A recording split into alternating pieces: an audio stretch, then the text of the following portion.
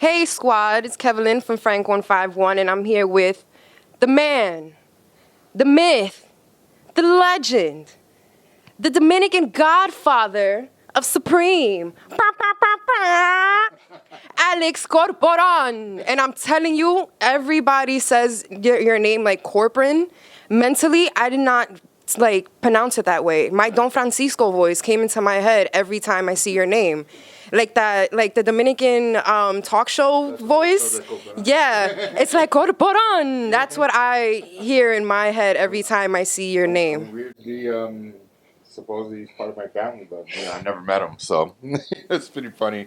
As a child, I was like, "Hey, isn't that my last name?" To my mom, she's like, "Yeah, it's kind of distant." You had a amazing, because I was there, an amazing book signing. Shit was dope.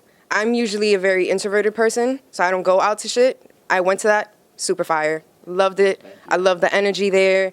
I'm not, me personally, I'm not into the skateboarding world. Like the closest I've been into the skateboarding world is remembering the lyrics to Kick Push by Lupe Fiasco when that shit came out. And that music video to me was like, and then I tried to get on a skateboard and I was like, no, I'm too clumsy for this. This is not for me. It did not work at As all. long as you're having fun, that's always Yeah. people like. If you're skateboarding, just skate to have fun. Don't ever think about like what's gonna come of it later. Because as for myself, like when I did it, had no idea I was gonna be to the level I was at one point, especially in the '90s, and then it just took off. You just as long as you're enjoying yourself, that's what counts. All right, so go ahead and tell our viewers this impact that you've done with this 10th anniversary Full Bleed hardcover diesel ass book that is amazing. Just skimming through it, to me as a young person viewing that is like, it's legendary to see that that's what New York was. And I wish New York was still a little bit of that now, because now we're like abiding by the rules and shit. And I'm like, no, fuck the rules. And then everybody from the past and from back then is like, yeah, we started that fuck the rules mentality. And I'm like, so why wasn't it carried on? Like, let's go ahead and fuck the rules 2021. I mean, it was different back then, because we were just a bunch of like rebels, a bunch of maniacs out there in the streets. The sad part, like where you're saying about rules, like a lot of people like are kind of separating themselves now. Back then, we were just all together. We were all in the same gang. Like if you go to a club back in the day, like one of our partners, Soren, who used to run one of the big clubs, Limelight, he knows. Like he'll tell you, like yo, we're all meshed in one big spot and they're just having fun, having a great time. So it's just the energy was so high, and again, we were against our parents, we were against the world, we were just like, fuck it, we're just living this New York City, and the only place in the United States where you could just walk everywhere, bike everywhere, skate everywhere, fuck a car, like you're rolling together and like, how are we gonna get there? Get a 40, a blunt, and let's walk, and this way can have a good time. It's so my vibe. Because I'm a walker, I don't drive. So I'm like, fuck it, we're smoking to there and from there. I'm 50 years old, man. I still don't have a license. I'm a New Yorker. So, here you go. This is a top secret review. No license is required in New York City, people. None whatsoever. We have, a 13-cart limo that can pick us, or 11, 12-cart limo that can pick us up anywhere. I just really want to deep dive into, like, the impact that, like, the book has had, because the fact that you said that you guys had how many photographers? 80. 80? 80 photographers. 80 photographers. I can imagine the fucking workload, and then on top of that, back then, it wasn't digital. It's a giant process, but it's out of the love, and like because I love skateboarding, this was like a passion project to put out there and to show people that you can do it, like and like coming from like a non-support system in the world of like we're just a bunch of derelicts, and for me to fucking put out a book like this was such a thing for me. I was like, yeah, man, let me show people, because like what Full Bleed stemmed from was, at one point I was sitting at a restaurant and somebody asked me the same damn question, like, where do you skate? Is there a skate park? And I'm like, No, there's no skate park. It's like that pump across the street. That's what we skate on. It's like, yeah, but I never see you guys land anything or do anything. You guys are just like, just being there. I'm like, oh, you have no idea what it takes to do something at that spot. And then when people see photography is my other love. You know, people don't understand. Like, yo, not like this doesn't have to be staged. Like, you know, these photographers would lay on the floor with dog shit and fucking piss and all that shit, waiting for the right photo. And especially back then with film, it was crazy because we'll have a photographer there for like 3 hours, and just because like you look good doing over it, like you wanted to land it as a person, as a skateboarder, and the photographer wanted you to land it to make sure that it's a make. Maybe like out of the 1,000 photos he took, one looks perfect and that wasn't the one I landed or not, but as long as I landed it, then the perfect photo is coming out and it shows in the energy of it, you know, because like it's the passion of what you're doing and why you're doing it and like why you're going out there to do it. And then you know, people kept asking me that, and I was just like, you know what? I've been in a ton of magazines, and every time they do a New York article, it's never a big thing. It's always like small photo, a lot of text on it, you know.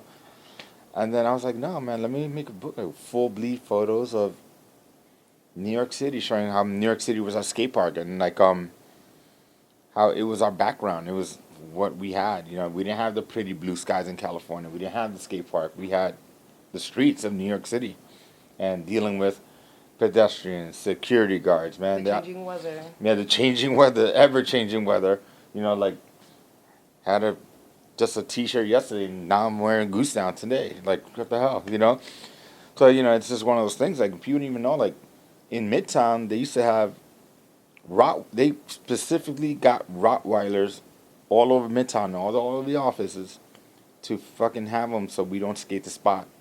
And so we have like a 5-minute window to do a spot. Like, so it'll be like, hit Midtown at midnight and like figure it out, and then you know, hit it and have the photographer ready or the filmographer. I'm like, all right, ready. I'm gonna land this somehow. Boom, boom, and do it.